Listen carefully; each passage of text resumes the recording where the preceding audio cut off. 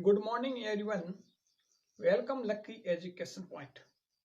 दोस्तों, आज मौलिक अधिकार से संबंधित दूसरा पाठ। इस पाठ के अंदर प्रमुख मौलिक अधिकार एवं उनके अनुच्छेद के बारे में विस्तार पूर्वक जानकारी। मौलिक अधिकार, पहले पाठ से मैंने बताया था कि मौलिक अधिकार क्या है। जनता को प्रदत्त संविधान के वैसे अधिकार जो उनके हितों का संरक्षण या रक्षा करते हैं उनको मौलिक अधिकार बोलते हैं। अब भारत के जो मूल संविधान था उसके अंतर्गत 7 प्रकार के मौलिक अधिकार थे, लेकिन 44वां संविधान संशोधन 1978 के अंतर्गत संपत्ति का अधिकार है उसको कानूनी अधिकार के रूप में रखा गया। अब सिर्फ 7 प्रकार के मौलिक अधिकार, उनके बारे में विस्तार पूर्वक जानकारी। तो पहला अधिकार है समता या समानता का अधिकार। समता या समानता का अधिकार।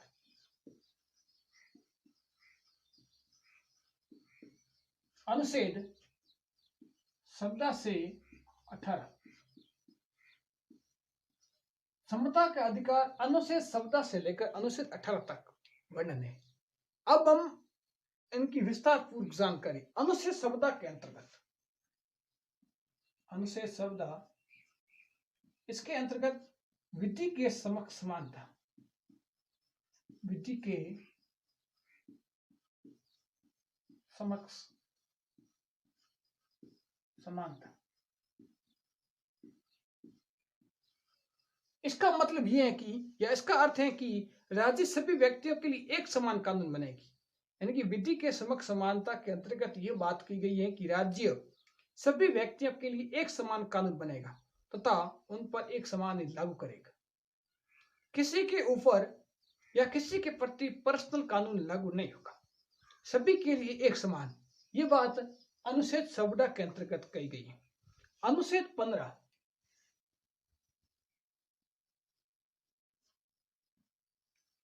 धर्म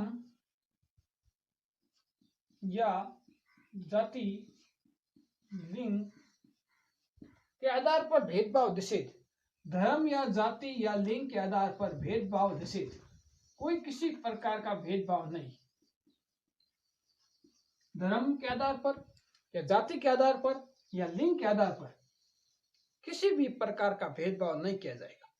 अनुच्छेद 15 के अंतर्गत अनुच्छेद 16, अनुच्छेद 16 में लोक नियोजन के विषय में समानता, लोक नियोजन के विषय में समानता। लोक नियोजन के विषय में समानता, राज्य के अधीन किसी भी पद के नियोजन या नियुक्ति समेत उनके अवसर की समानता। जो किसी भी पद पर राज्य के, उनके नियोजन या नियुक्ति के लिए अवसर की समानता, अनुच्छेद 16 के अंतर्गत। अब अनुच्छेद 17, अस्पृश्यता का अंत।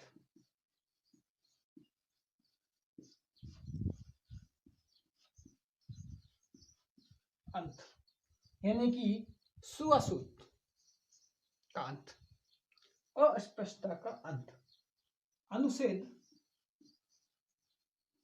18, उपाधियों का अंत,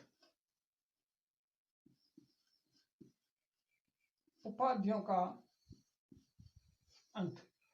अब इसके संबंधित एक क्वेश्चन और बनता है कि उपाधियों का अंत। अनुच्छेद 18 के तहत भारत रत्न, पद्म विभूषण, पद्म भूषण आदि पुरस्कार अनुच्छेद 18 के तहत दिए जाते हैं। मोस्ट इंपोर्टेंट क्वेश्चन है। और उपाधियों का अंत यानी कि भारत सरकार के द्वारा भारत रत्न, पद्म विभूषण या पद्म भूषण आदि पुरस्कार अनुच्छेद 18 के तहत दिए जाते हैं, लेकिन सेना या विद्या संबंधी सम्मान के सिवाय अन्य किसी प्रकार की उपाधि उसको हासिल नहीं किया जा सकती। अनुच्छेद 18 के अंतर्गत बात की गई। ये था समता समानता का अधिकार, अनुच्छेद 17 से 18 तक। पहले अनुच्छेद 17 में विधि के समक्ष समानता, अनुच्छेद 15 में धर्म जाति लिंग के आधार पर भेदभाव निषेध, अनुच्छेद 16 में लोक नियोजन के विषय में समानता, और अनुच्छेद 17 के अंतर्गत अस्पृश्यता का अंत या छुआछूत या भेदभाव का अंत, और अनुच्छेद 18 में उपाध्योग का अंत। ये समता या समानता के अधिकार में बात की गई अनुच्छेद 17 से 18 तक। और अनुच्छेद 17 यह क्वेश्चन कई बार एग्जाम में पूछा जा सकता है। अस्पृश्यता के अंत, कई बार एग्जाम इनका क्वेश्चन पूछा जा चुका है। किस अनुच्छेद के अंतर्गत अस्पृश्यता का अंत की बात की है? अनुच्छेद 17 के अंतर्गत। और इनके संबंधित एक मिलान वाला भी क्वेश्चन आ सकता है कि मिलान कीजिए, अनुच्छेद 18 दे देगा और एक साइड उपाध्योग का अंत और एक साइड में अस्पृश्यता का अंत या विधि के समक्ष समानता, उनको मिलान करना है, किस अनुच्छेद के अंतर्गत बात की गई, ये क्वेश्चन। अब दूसरा मौलिक अधिकार, वो मौलिक अधिकार है स्वतंत्रता का अधिकार।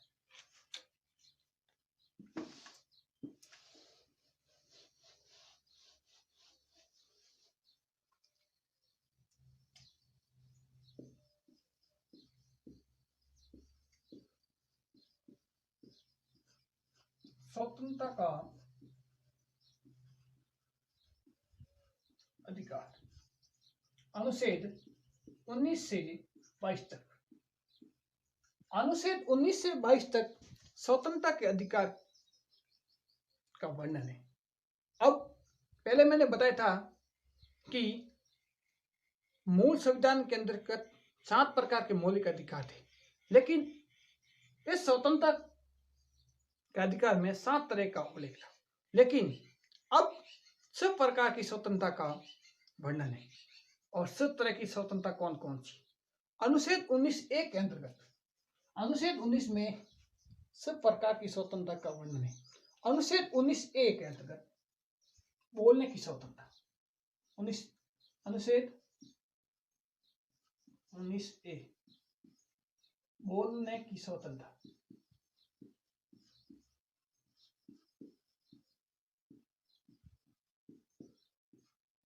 अनुच्छेद 19(b), अनुच्छेद 19(b) में शांतिपूर्वक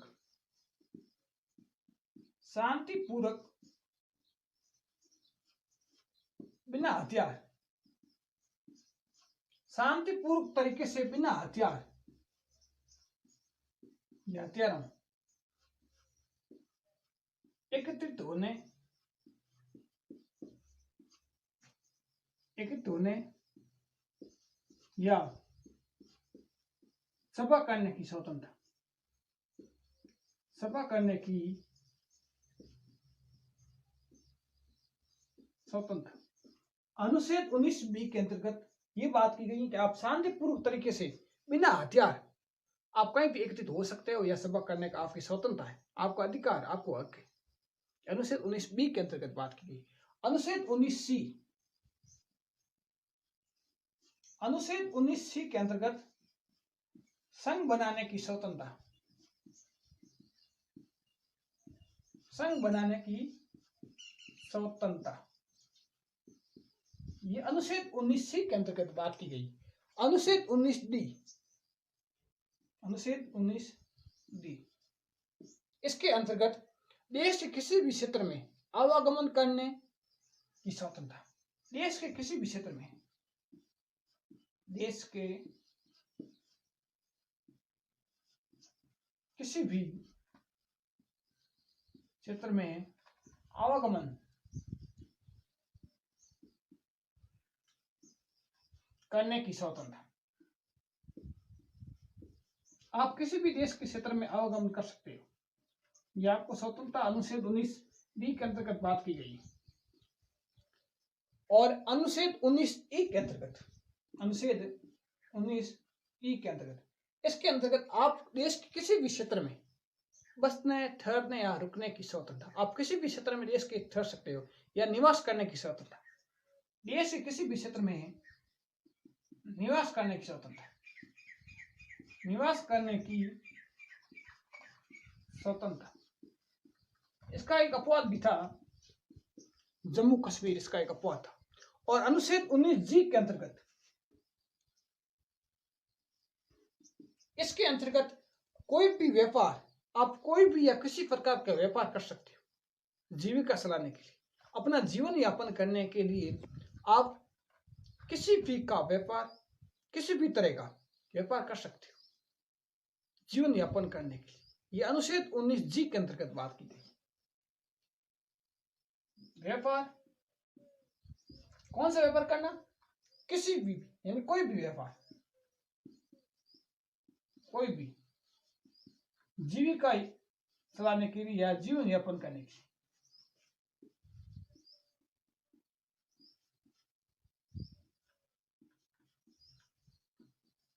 यह अनुच्छेद 19 के अंतर्गत सब प्रकार की स्वतंत्रता का उल्लेख है। पहले मैं बताया था कि बोलने की स्वतंत्रता, आपको बोलने का अधिकार हक है, बोलने की स्वतंत्रता है, वाक प्रकट करने का। अनुच्छेद 19B के अंतर्गत शांतिपूर्वक बिना हथियार एकत्रित होना या सभा करने की स्वतंत्रता। अनुच्छेद 19C के अंतर्गत संघ बनाने की स्वतंत्रता। अनुच्छेद 19D के अंतर्गत देश के किसी भी क्षेत्र में आप आवागमन या घूम कर सकते हो, देश के किसी भी क्षेत्र में। और अनुच्छेद 19E के अंतर्गत देश के किसी भी क्षेत्र में निवास करने की या उसको बसने की स्वतंत्रता। और अनुच्छेद 19G के अंतर्गत आप अपना जीवन यापन करने के लिए कोई भी किसी भी तरह का व्यापार कर सकते हो, अनुच्छेद 19G के अंतर्गत बात की गई है। आगे अनुच्छेद 22, अनुच्छेद 19 हो गया। अनुच्छेद 20,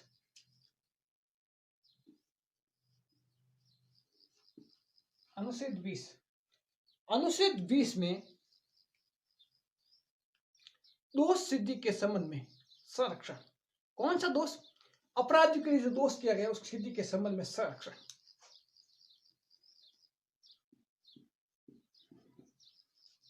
अपराध के लिए दोष सिद्धि के संबंध में, सिद्धि के संबंध में संरक्षण। अनुच्छेद 20 के अंतर्गत, यानी कि किसी भी व्यक्ति के लिए इसमें 3 तरह की बात की गई है। पहला में कि आपने जिस समय कोई अपराध किया है उस समय का जो कानून है उसी के आधार पर आपको सजा का प्रावधान, पहली बात। 2 नंबर में कि आपने जो अपराध किया है एक अपराध के लिए एक ही प्रकार की सजा का प्रावधान, 2 नंबर। 3 नंबर में किसी भी व्यक्ति स्वयं के विरुद्ध न्यायालय में गवाही देने के लिए बाध्य नहीं किया जाएगा, स्वयं खुद के लिए गवाही देने के लिए बाध्य नहीं किया जाएगा, अनुच्छेद 19-20 के अंतर्गत। अनुच्छेद 19-21 के अंतर्गत प्राण एवं देह की स्वतंत्रता। अनुच्छेद 21 के अंतर्गत प्राण एवं देह की स्वतंत्रता, प्राण एवं देह की स्वतंत्रता। ये अनुच्छेद 21 के अंतर्गत बात, किसी भी व्यक्ति को विधि द्वारा स्थापित प्रक्रिया के अतिरिक्त उसको जीवन और व्यक्तिगत स्वतंत्रता के किसी प्रकार उसको वंचित नहीं किया जा सकता। प्राण एवं देह की स्वतंत्रता का वर्णन अनुच्छेद 21 में। और अनुच्छेद 21 का के अंतर्गत मोस्ट इंपोर्टेंट है कि अनुच्छेद 21 का के अंतर्गत 6 से 17 वर्ष के बालकों के लिए निःशुल्क शिक्षा का प्रावधान,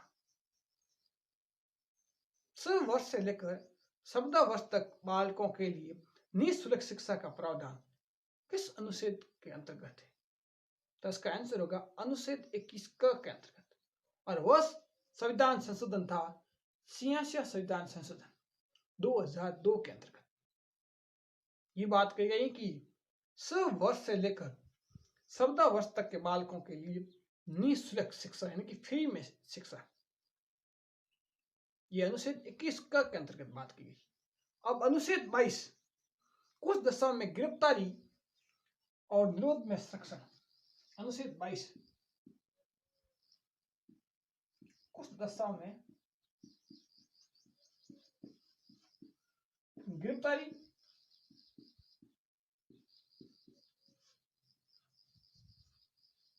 गिरफ्तारी और निरोध में संरक्षण। और निरोध में संरक्षण यानी कि अगर किसी व्यक्ति को अपने मन माने ढंग से हिरासत में ले लिया गया है, उसको 3 प्रकार की स्वतंत्रता प्रदान की गई। हिरासत में लेने का कारण बताना होगा, किस कारण उसको हिरासत में लिया गया। दूसरा कारण है कि 24 घंटे के अंदर उसे दंडाधिकारी के समक्ष पेश किया जाएगा। 24 घंटे के अंदर आने और जाने का समय छोड़कर 24 घंटे के अंतर्गत उसको न्यायालय के या दंडाधिकारी के समक्ष पेश किया जाएगा। 2 नंबर। 3 नंबर में उसे अपने पसंद के वकील सलाह लेने का अधिकार होगा। अपने पसंद के अनुसार वकील से सलाह लेने का उसको अधिकार। यह कुछ दशाओं में गिरफ्तारी के संबंध में 3 प्रकार की स्वतंत्रता प्रदान की गई। पहले स्वतंत्रता बताई थी कि उसको हिरासत में लेने का क्या कारण है, ये बताना किस कारण उसको हिरासत में लिया गया। 1 नंबर में। 2 नंबर में उसको हिरासत में लेने के 24 घंटे के अंदर दंडाधिकारी के समक्ष पेश किया जाएगा। 24 घंटे के अंदर, और उसे अपने पसंद के वकील से सलाह लेने का अधिकार होगा। अपने पसंद के अनुसार वकील की सलाह लेने का उसको अधिकार होगा। अनुच्छेद 22 के अंतर्गत ये बात की गई। अब हम बात करते हैं तीसरा मौलिक अधिकार। तीसरा मौलिक अधिकार है शोषण के विरुद्ध अधिकार। अनुच्छेद 23 से 24 तक। 23 और 24 में शोषण के विरुद्ध अधिकार की बात की गई। अनुच्छेद 23 के अंतर्गत मानव के या कोई मनुष्य काम कर रहा है, धंधा कर रहा है, उनके दुर्व्यवहार, मानव के दुर्व्यवहार और बलात् श्रम का प्रतिषेध और बलात् श्रम का प्रतिषेध। इसका मतलब यह हुआ कि इसके द्वारा किसी भी व्यक्ति की खरीद बिक्री, बेगारी तथा अन्य किसी भी प्रकार से जबरदस्ती से लिया हुआ श्रम निश्चित ठहराया गया, जिसका उल्लंघन विधि के अनुसार दंडनीय अपराध है। यह अनुच्छेद 23 के अंतर्गत बात की कि जो भी मनुष्य अपना व्यापार कर रहा है, उन व्यापार के प्रति कोई अन्य जबरदस्ती से लिया हुआ श्रम वह निश्चित ठहराया गया है, तो इसका उल्लंघन करने पर विधि के अनुसार दंडनीय अपराध होगा। उनका शोषण कर रहे हैं तो यह अपराध है। अनुच्छेद 23 के अंतर्गत। अनुच्छेद 24 में, अनुच्छेद 24 के अंतर्गत बालकों के नियोजन का प्रतिषेध।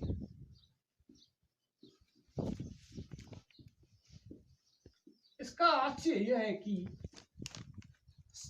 17 वर्ष से कम बालक कोई किसी भी प्रकार के कारखानों में जोखिम भरे कार्य कर रहा है तो उसे उस कारखानों में उसे नियुक्त नहीं किया जाएगा। मतलब है कि जिस बालक की आयु 17 वर्ष से कम है और वह बालक किसी भी जोखिम भरे कारखानों में काम करना चाहता है तो उसको वहां पर नियुक्त नहीं किया जा सकता। यदि वह उस कारखानों में नियुक्त है तो उसे विधि के अनुसार उसे भी दंडनीय अपराध है। ये अनुच्छेद 24 के अंतर्गत बात की गई थी। ये था मौलिक अधिकार से संबंधित दूसरा पार्ट। मैं उम्मीद करता हूं कि आपको ये जरूर पसंद आएगा। यदि आपने अभी तक लकी एजुकेशन पॉइंट को सब्सक्राइब नहीं किया है तो उसके सब्सक्राइब कर लें और पास में बने बेल आइकन को प्रेस करें ताकि आगे आने वाली नोटिफिकेशन आपको मिल सके। तब तक के लिए बने रहिए लकी एजुकेशन पॉइंट में। Thank you very much.